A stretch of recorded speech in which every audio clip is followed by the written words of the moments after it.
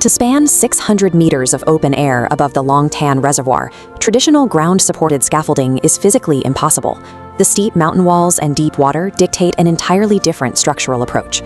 At this scale, tiny alignment errors multiply rapidly. A fraction of a degree off at the base creates a massive gap at center span. Therefore, it had to be engineered as three entirely distinct mechanical systems, evolving during construction. First, the structure operates as a suspended cantilever. Second, it becomes a rigid steel arch. Finally, it reaches its permanent state as a massive composite steel concrete arch. The core engineering challenge lies in managing these load transfers without compromising the integrity of the unfinished frame. Bridging the 600-meter gap is a challenge of sequence. Success depends on maintaining equilibrium through every transition as the mechanical behavior of the system changes. Before any steel is lifted, engineers map the untouched reservoir corridor. They must locate sections of highly competent bedrock before making a single cut into the steep mountain walls. Geologic core samples verify that these specific springing zones possess the density required to carry the immense compressive forces generated by the completed bridge.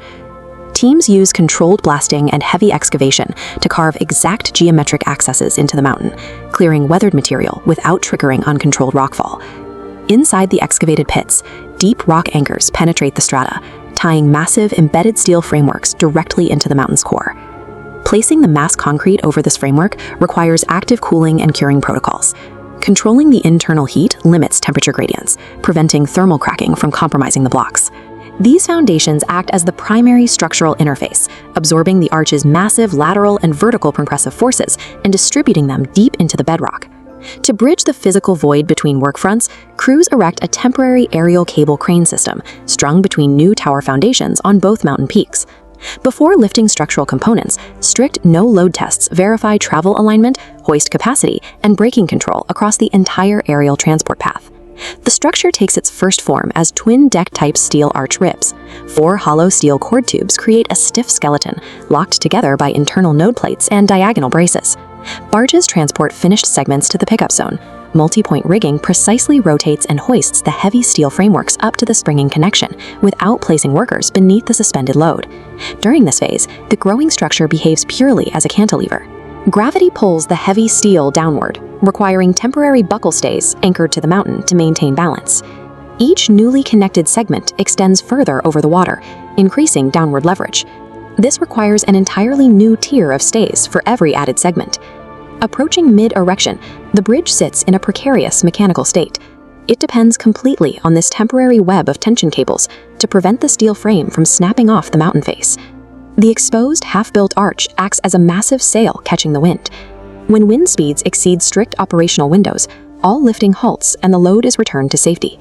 Solar radiation introduces another variable. As the steel framework absorbs heat throughout the day, thermal expansion warps the cantilever tip downward and outward by several millimeters. Surveyors must execute dawn measurements by capturing lateral and vertical data before sunrise.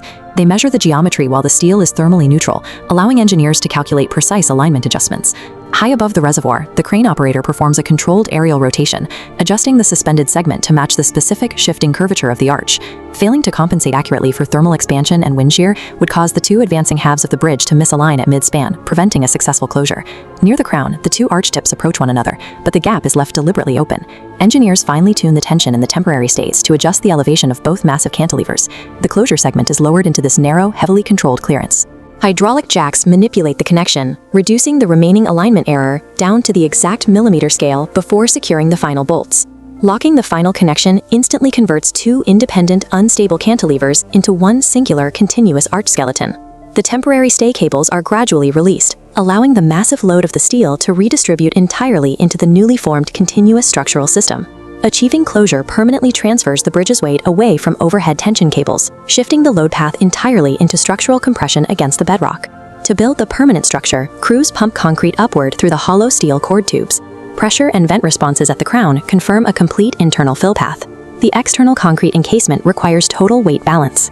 The massive concrete shell is poured in a strictly symmetrical sequence from both shores, moving upward to ensure the arch doesn't destabilize under uneven loading.